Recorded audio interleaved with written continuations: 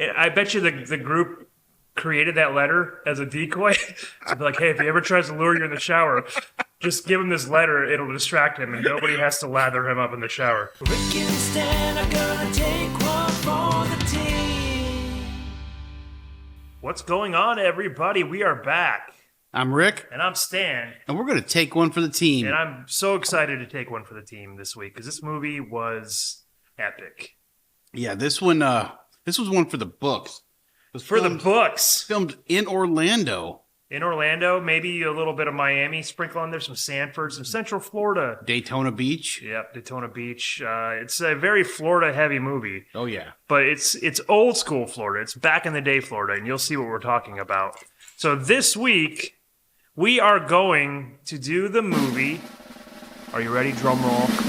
Miami Connection. Yeah. 1987 all the fucking way. Yeah, so this movie has a connection to Miami, but it doesn't really take place in Miami. Maybe that's why they called it that, because it's definitely not. Yeah. The poster is very Miami. If it was Orlando, there'd be more blood and cocaine on it. But yeah. So yeah. What are we drinking tonight? Well, I'll tell you what we're drinking tonight. So this movie, it's very diverse for an 80s movie. This is, they were way ahead of their time with the diversity. Absolutely. A lot of the plot focuses on Korean heritage. So we're going to drink a very Korean drink, and this is a drink that I lost many brain cells to over my years abroad. I lived in Korea for 2 years. I drank a lot of soju, and if any of my fellow there we go. That bottle should look very familiar to people who have been to Korea. It's not a big bottle. It's a little bottle. We'll put it up on the screen. It's not going to blend well with the green screen. There you go. It disappeared. Yep.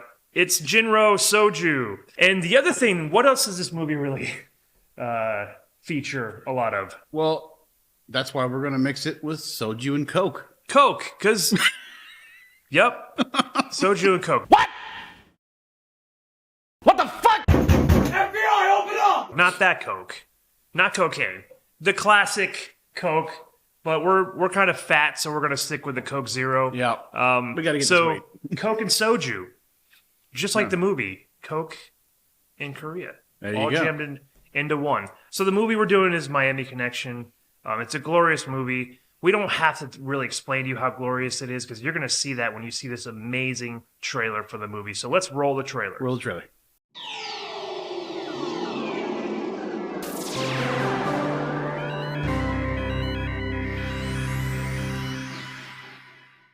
Good evening, ladies and gentlemen. We have a special treat for you today. We have a new house band with a new dimension in rock and roll. We have the one, the only, Dragon Sound!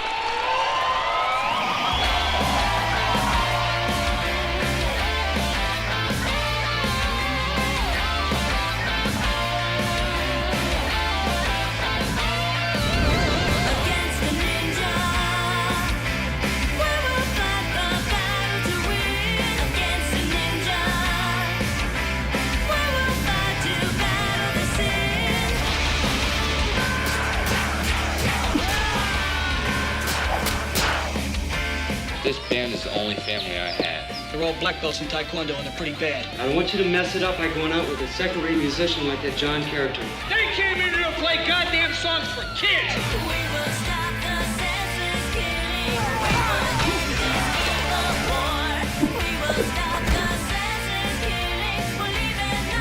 Not escape the Miami Ninja!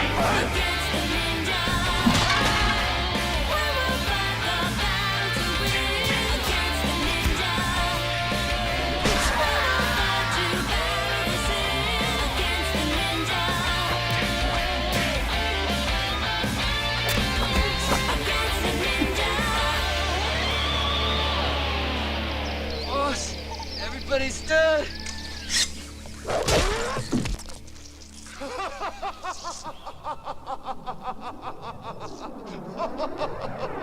Friends through eternity, loyalty, honesty will stay together through thick or thin. Friends forever will be together. We're up top 'cause we play to win.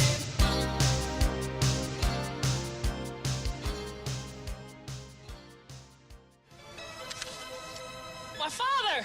I found my father!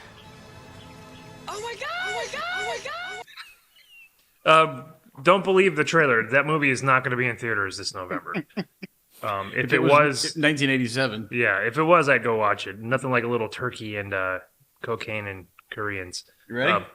Oh yeah, Prost. Australia.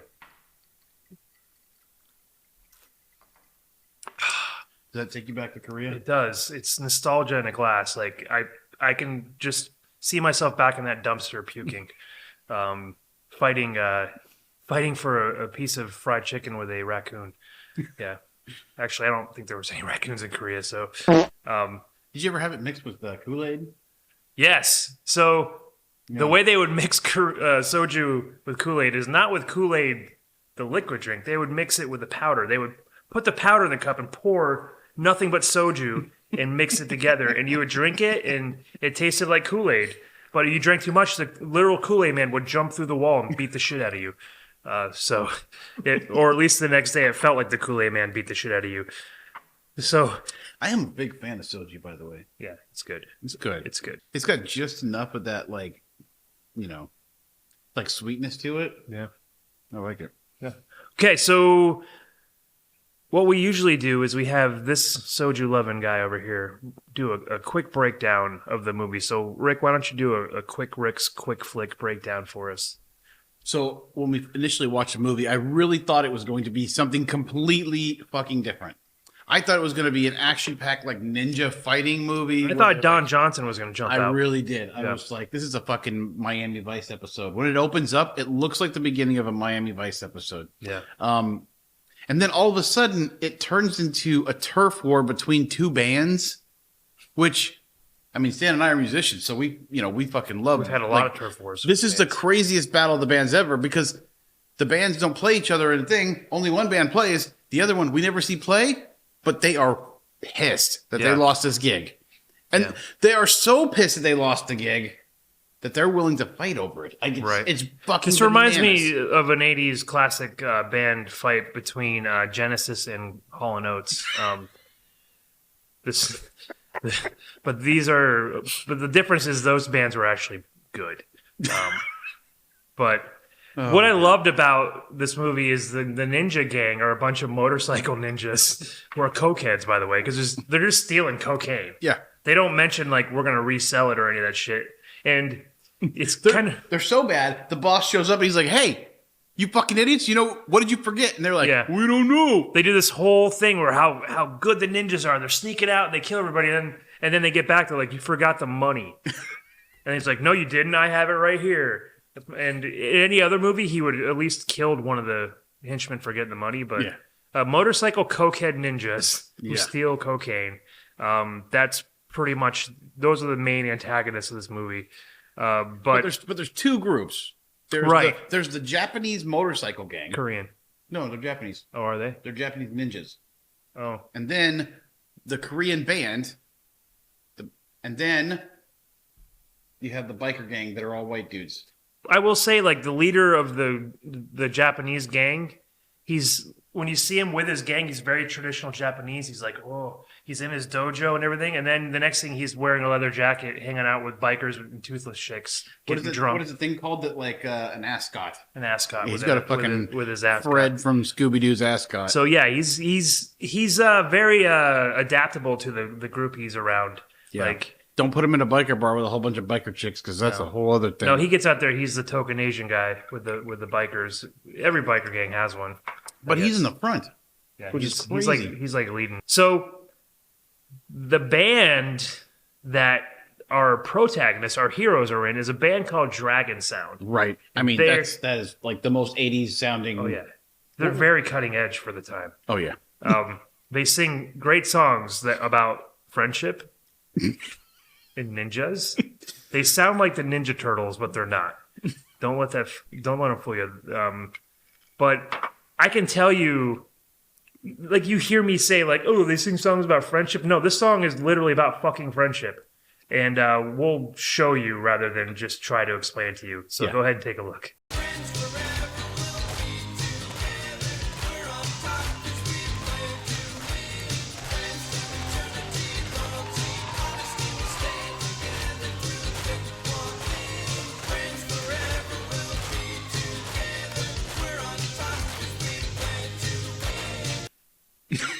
Yeah, I told you. It's like those songs were written by Barney. Barney wasn't around then, so yeah, literally. What's crazy is the guy who plays guitar, he actually wrote that song. So the guy playing in the band in the movie wrote that song. The singer, the not the Korean guy playing guitar, the singer playing guitar wrote the song. And what's funny is he doesn't participate in any of the fighting. So it's like he was like, "Hey man, can I be in your movie?" We're like, yeah, we need this guy because he can write, but make sure he's not in any of the fights because he's gonna fuck everything up. Yeah. But then the Korean guitar player is actually the director of the movie. Yeah, one of the directors. One of the directors. And it's very obvious that this dude does not know how to play guitar. No, but he knows how to fight. Take a look.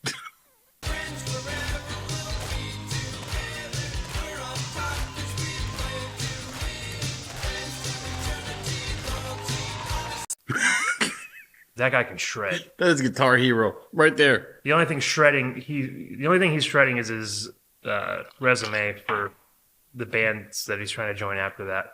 But the whole band knows Taekwondo. So they even have a song called Taekwondo. Yeah, they do. Taekwondo. That's Against the Ninja. Yes, Yeah. yes. That's another classic song. Luckily for you, we do not have a clip of that. So actually, the Korean guy playing guitar is not the only Korean member of the band. Jim is half Korean. We'll show you that a little bit later. But so Dragon Sound is this hot new band taking Central Florida by storm with their songs about friendship. They weren't the only band in town. They decided that they were gonna just go in there and just dominate the scene, and that caused this owner. So the club owner of this club got rid of an old band. This is an important plot point. This is kind of the only thing holding the plot together. Yeah. Is that this old band is pissed off that this new, fresh, hip band, Dragon Sound, showed up and is blowing it up, and they got fired. Well, they weren't going to stand for it. What did they do, Rick? They showed up to fight. Mm-hmm. They were like, that's our fucking gig. So they weren't going to fight Dragon Sound. They were going to fight the owner who fired them and hired Dragon Sound. And it's beautiful. Watch this. Waste my time? Bitch. I thought I fired you. What? Yeah, you fired me once because of the goddamn Dragon Sound. That's bullshit. They came in here to play goddamn songs for kids.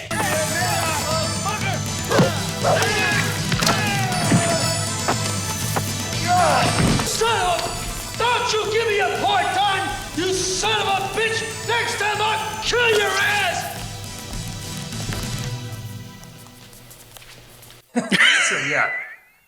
So we played at a lot of gigs in a lot of clubs when we lived in Italy, and we've been in that situation. There's been many times that we showed up to the bar and fought the owner. Yeah. We were like, hey, give us our job back. No. But they didn't fire us. We just fought them for the gig. Most of the bars in Italy are like, you want to play here? You need to fight the owner. Fight the owner. Yeah, we did. Some clubs we played. Some clubs we did not. So they decided to go back, demand their job back, got their ass kicked by the owner, the entire band. This guy does not look like he knows how to fight at all. He just did. I guess if you're an owner of a rock club, you need to know Taekwondo because you never know when. Right. You never know when a band's gonna be like, hey, we want our job back, and you gotta beat the shit out of them. You took your jobs. So they go to see a certain individual who is the brother of the groupie chick. No, she's in the band. She's in the band? She's in the band. Remember, she sings the whole song. Oh, she sings one song. The other song, she just dances around making out with the bass player during the song. Right. Which look, we've been in bands before. That is not, you don't want that to happen. We've been in a band. We had one band where the singer would make out with the bass player. But, yeah, those two guys are fired. Not because they were making out, they just weren't good. It was distracting. Yeah, it was very distracting. They're like, hey, it was hard to play the song while he's making out with the other dude. Yeah. So the girl in Dragon Sound decides to introduce her brother to the bass player. So her brother's a bad guy, and the old band goes to her brother to help get rid of Dragon Sound. But the brother finds out that she's in the band, and when she introduces her new boyfriend to her brother, this is what happens. This is my friend John. Well, Jeff, I heard a lot of good things about you. Where'd you find this son of a bitch? He's a friend of mine from school. A friend? Shut up! that goes back on the whole friendship song. Yeah, that guy did not want to be friends. Yeah, I think that reminded him when he heard friends, friendship, making out with bass player, punch to the face. Yep. Yeah, so cool guy alert. He's cool. So after that clip ends, all his friends show up, and you thought there was going to be this badass fight, and they just pick him up off the ground and go, Yeah. "Hey, The Korean you're guy shows okay." up. Yeah, the Korean guy in the band shows up and goes, "We're good. We don't need to fight." Yeah. He seems to be the most peaceful one there, but he kicks the most ass, though, when he needs to. Yeah. But like we said earlier, he is not the only Korean member of the band. We were very surprised to find out that Jim, the keyboard player, who is Black American, I say that because... It's important. Yeah, and we're gonna show you a clip. I feel like he was reading the script. He had to have been like, "You want me to say that? Who wrote this?" And then the Korean guy who goes, So they the whole band minus the girl hang out at this house shirtless. they all live there. They all live there, And they're all orphans. they're all orphans. Yeah, that's just some random thing that happens. Orphans who don't wear shirts. And Jim's at the apartment and he's mad because he can't find his dad. So, the other part so it's not in the clip, but right before the clip, he's in the shower and he's like, "Hey guys, I'm taking a shower." And he makes it a point that everyone knows he's taking a shower. Like, he's like, Just in case the door's gonna be open. Don't worry. Don't worry. I'm in here. The water's not too hot. Don't worry. Yeah.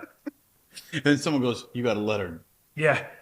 They're like, I bet you the group created that letter as a decoy. So they're like, "Hey, if he ever tries to lure you in the shower, just give him this letter. It'll distract him and nobody has to lather him up in the shower." So Jim comes out and they're like, it's from the Department of Defense. Because apparently he's been writing the Department of Defense looking for his dad who was in the military. Yeah. And I'm going to guess that his dad goes to the Secretary of Defense like, "Hey, man, if some guy comes looking for me, claiming I'm his dad, just don't say shit. He's got to make that guy fill out a fucking FOIA request." Because he knows that shit's going to... He won't get any information until he's long dead. Yeah. So he does this whole monologue, and we're going to show you the best part of the monologue, because the monologue is just so long, but this is the best part. My mother was Korean, and my father was Black American. My father was Black American. I feel like the Korean guy wrote that in the script because he thought that's how, everybody... They didn't say African American, they just said Black American. Yeah. And he didn't want to get fired, so he's like, "I'll just read it. I don't care. I don't give a shit." This was the 80s, too. Yeah. And I'm pretty sure Jim was the one who suggested, "Hey, let's have a scene where somebody comes in the shower and lathers me up." But the director's like, "No, that's no good." So We got a whole other idea. Speaking of shirtless guys, Oh, yeah. so our band of heroes loves to be shirtless, but our ragtag group of bad guys, they love to be shirtless too. The only difference is our band of heroes are in a little bit better shape. These dudes are out of shape, like the bad guys. It's crazy, though. They have their own fucking gym. They have their own gym that they use just for opportunities to film them using it. Right. They don't really work out. They work out in jeans, too. That's the other thing. We'll show you that here in a little bit later. But they're all working out for a reason. They're preparing for this fight because don't they leave a note on their car or something? Oh, no, this is before. This is before. It's before. They just happen to roll up and... No. They leave the note in the car. That's when they steal Jeff. Or Tom. Is it Tom? Tom, the Yeah. guitar player. Not yet. Friends forever. This is not that fight because this fight they roll up and there's a lot of weird stuff that happens before the fight.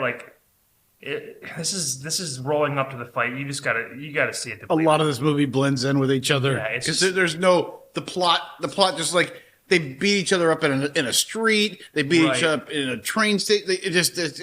It's these two bands that are just fighting each other over and over again. One band has a lot of groupies. Yeah. That Yeah. fight- I don't understand. So, one band is a biker group.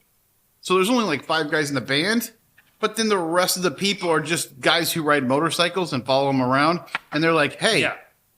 we're pissed off about your band, too. So, we're going to all, 100 of us, Right. fight these 5 dudes." And the big cocaine gang from Miami is like, "We have to stop this band."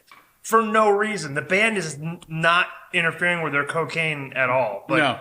But this is the beginning of one of the fights, and it's really bizarre. There's a couple things we'll talk about after we roll the clip. So go ahead and roll the clip.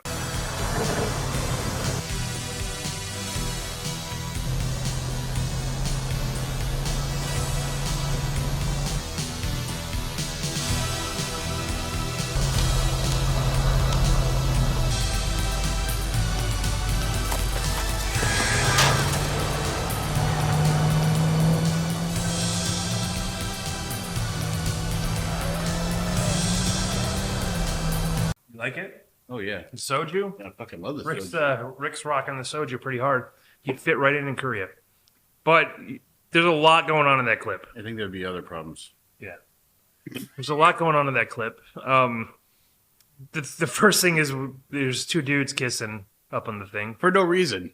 which is very. I tell you, this movie is very progressive. Yeah. For an 80 movie, it came out in '87.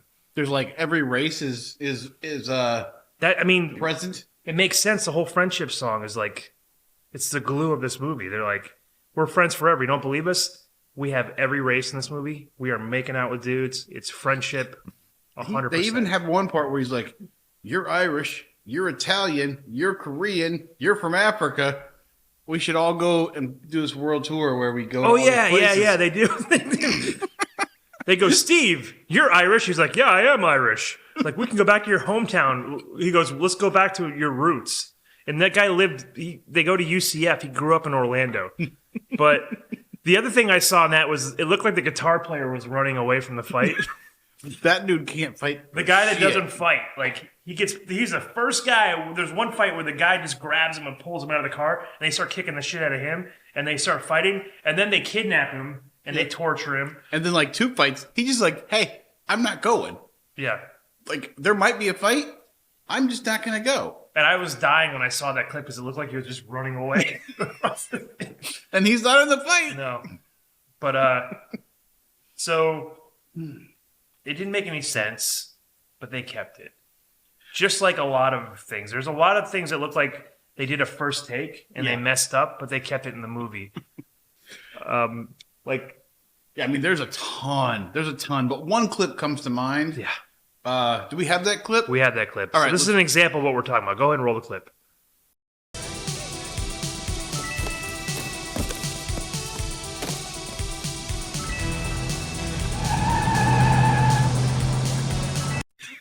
I wonder if that was the director's car because he put a giant fucking dent Yeah, in there. holy shit! Like, But it was a director that's the one that fell. He was the one that slipped up and put the dent in the car. So hopefully that was his car. I look at that and I'm like, you know, don't get me wrong. Like, I don't make amazing things, but I've made some short films. He doesn't. I'm going to, if I see something like that, I'm going to go, "Hey, let's do one more take. Two of them are working on this podcast. Just one more take. Just one more." But no, he goes, "I didn't get all the way into the car." And then Jim is just walking. Everybody else is running. Jim's just walking. And Jim just like steps into the fucking car and just gets in. And I'm like, we should have done a retake. This clip, Rick, was so adamant about putting this in the podcast. Like, he called me at 3 a.m. "Hey man, did you put that clip in the podcast?" You better pull that clip. I was like, "Which one?" He's like, the one where he slips in the car. I was like, "No." He's like, "Do it. Do I it said, now. "Okay." I said, "Okay." But, God, I was going to say something, but I forgot what I was going to say because we just went on a rant there. Believe me. Look.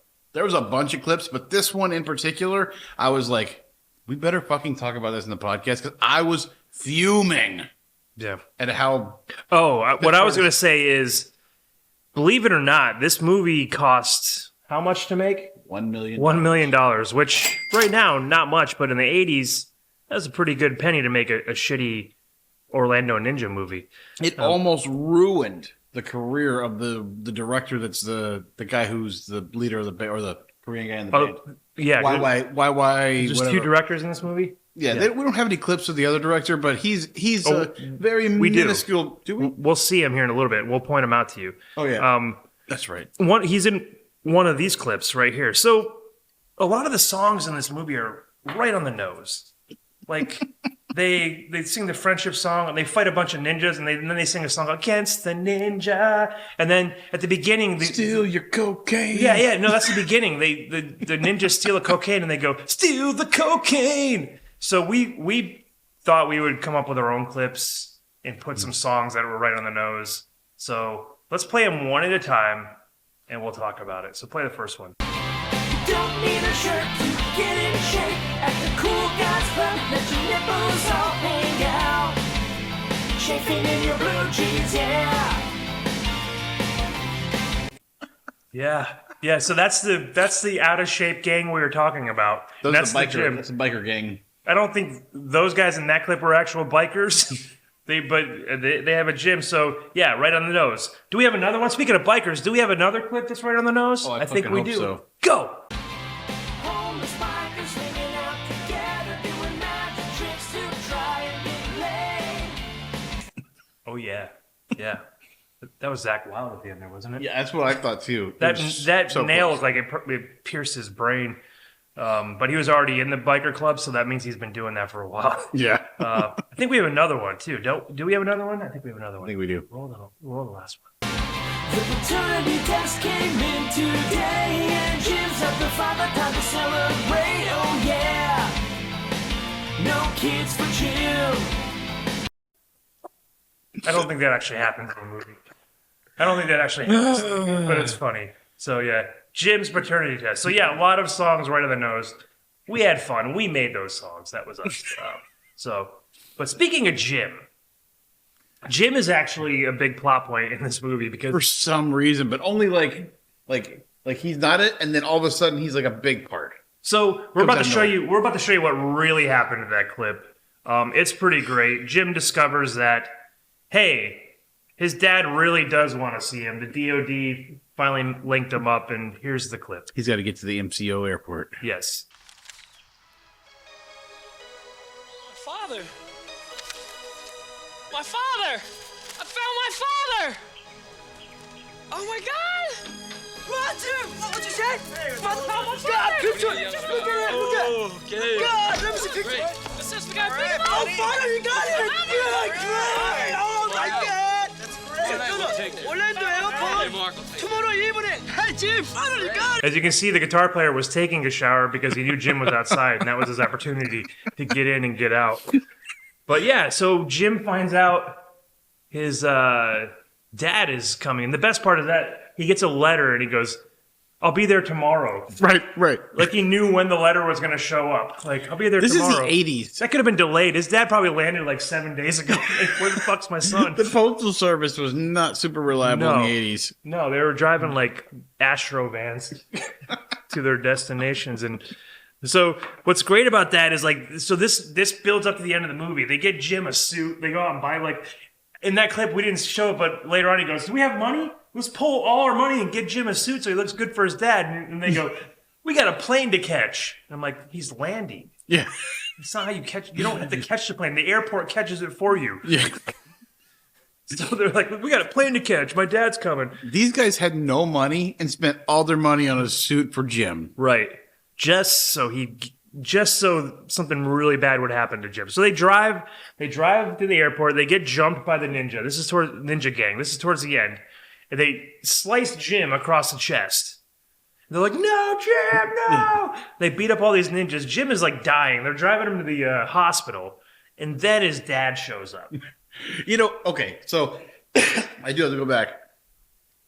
So in this clip, or actually it's before the clip, the biker gang that had the job before goes to the ninjas and goes, hey, take care of those guys because they took our gig that we needed so bad.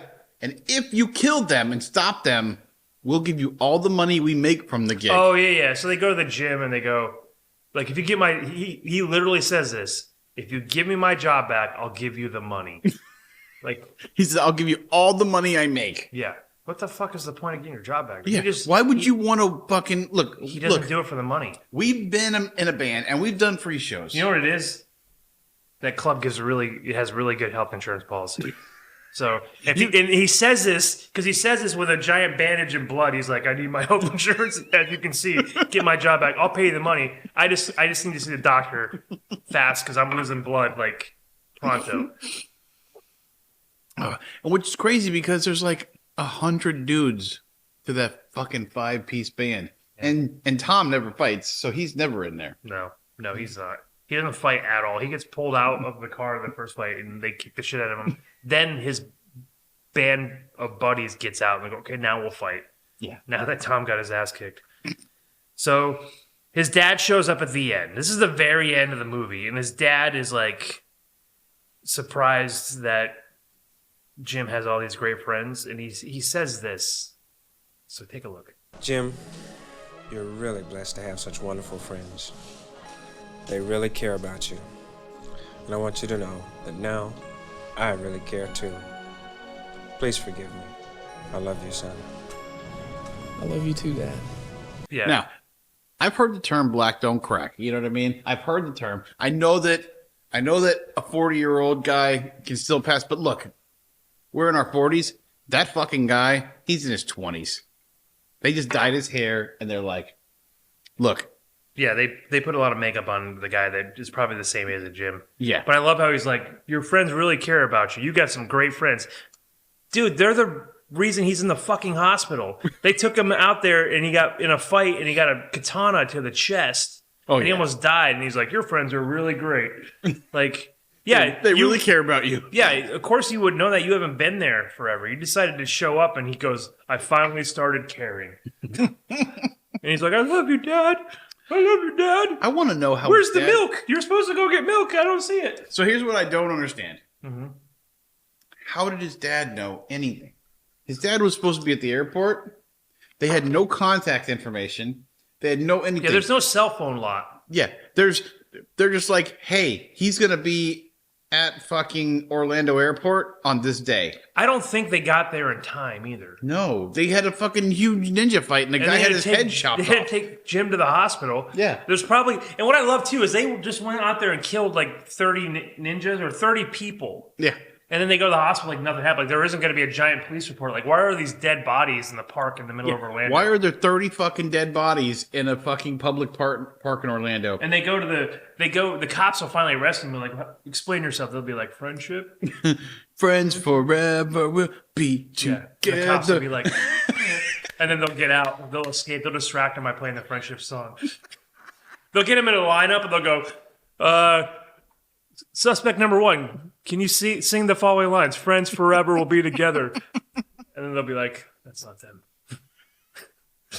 And then they'll like, suspect number 3, they'll give the Korean guy the guitar, like, pretend like you're playing guitar. And they'll be like, and the guy will be like, that's him! That's him, get him! And they'll arrest him. So, yeah. So, Oh my God. so they beat the ninjas at this fight. Jim survives. Him and his dad take showers together, I guess. Dude, he got a katana to the fucking chest and still survived. It's pretty epic. But there's a lot of... We talked about how there's a lot of progressiveness in this movie and a lot of together. There's still a little racism sprinkled in there. And we like to point that out and tell people it's bad. This is our racism of the movie, and it's pretty funny.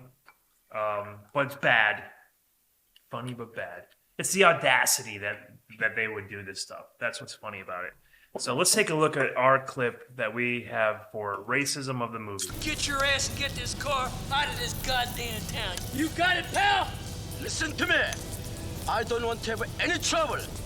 I just get the job from agent. Don't bother us. Bullshit! I'm gonna give you all the problem you ever thought of, pal. All right. Nothing like a little 80s racism for you. The guy's in Orlando, and he's like, get out of our town. Yeah. Okay. This is like, there's like people from all over the world at Disney World. If that's what you're going to do, you're going to be busy, you're going to be tired, you're going to be unsuccessful, and you should probably just be in a shitty band that gets fired. Actually, that guy wasn't in the band. He was just one of the flunkies, I think. No, that was the guy in the band. Oh. That was I didn't recognize him without his bandages. Yeah. So, we did a movie a while back called Samurai Cop. Oh yeah, Very similar to this one. yeah. That was a great one. It's similar in the fact that a lot of people died.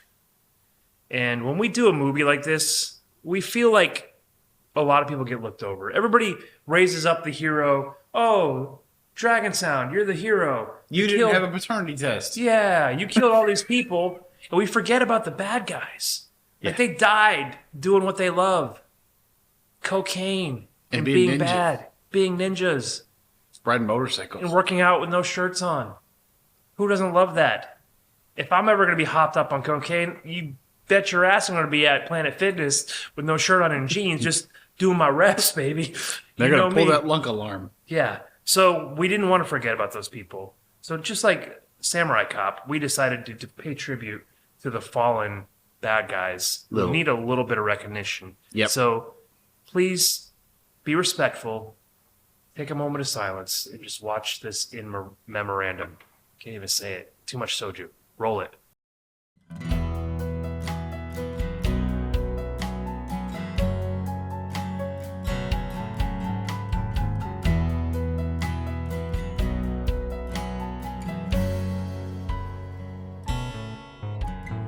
Gone but not forgotten in our hearts and minds. You lived a life of decency, except for all those crimes. We will light a candle and keep it burning bright. In our darkest moments, you are the light. Fly up to the angels and tell them we said hi. 'Cause even when bad guys die, it's okay to cry. You live the life of debauchery and never question why. 'Cause even when bad guys die, it's okay to cry. Yeah, even when bad guys die, it's okay to cry. Man, fuck those guys. Rest in peace, Honky Douglas. Chonk O'Callahan. Oh man, there's so many dead people in this movie, and that's not even like. What that was counting the first scene. Yeah, there was Yeah. a couple. Coach Lewis died. Yeah, in the that's first right. one. That's right. Yeah. So, I thought this movie was going to be way different after the first scene. yeah. But it completely went the whole other direction and it ended up being about a fucking couple of bands. Right. So, what would you say? How would you rate this movie? Is it So bad it's good. Good. So bad it's good. So bad it's good. It is so bad. It's good. Yeah. Like, It's. I wouldn't even say it's so bad. It's like I love this movie. It was everything I dreamed it would be. If you look at that poster, that's exactly what you're gonna get, that's what you're getting right there. minus the Miami. Yeah. You there's get a no, little bit of Miami at the beginning, and then they snatch that away from you. They and it's all at nighttime, so it might not even be shot in Miami, but I'm hold it thinking. right in your face and go, nope. Yeah. Nope. No Miami for you. Right. So who's your asshole of the movie then? I'm going to think it's the other guy that was the leader of the other band. Oh, the guy. Yeah, he's like, Hey, this is my fucking He town. slaps his Get jacket- out of here. Slaps his jacket at him as Yeah. he's leaving. Yeah. My asshole of the movie is Crop Foster. Because he didn't see in that Fucking Joe clip. Dirt. He didn't see in that clip. He like hides behind the pile of dirt and watches his buddies get the shit kicked out of him, and then he goes up there and does a little dance, like just punch me, Crop Foster. Probably Crop Paul is probably his name because he's probably related to. He looks like he's related to Jake and Logan Paul. But yeah, God, they're gonna fight. He's gonna fight Mike Tyson. God, he's gonna get fucked. he's up. gonna get Crop Fostered right in his face. God, I hope Mike Tyson puts that. We might do a take one for the team with that fight. Who knows? We might do some different variations of the show, but for now we're gonna stick with the B movies. Like this was a glorious B movie. Oh yeah, It was awesome. We had a lot of fun watching it. We had a lot of fun talking about the movie. this is everything we're looking for when we look for really bad B movies. This is like nailed it. Yeah, nailed it. So thank you for tuning in. We really appreciate it. Hope you enjoyed our little review of the movie. If it makes you want to go out and watch the movie, do it. Fuck yeah. But until next time, I'm Rick. And I'm Stan. And we took one for the team. We really didn't, but we'll pretend that we did. Yeah, this was pretty good. Rick and Stan are gonna take one for the team. It's okay to cry. You live the life of debauchery and never question why. 'Cause even when bad guys die, it's okay to cry. Yeah, even when bad guys die, it's okay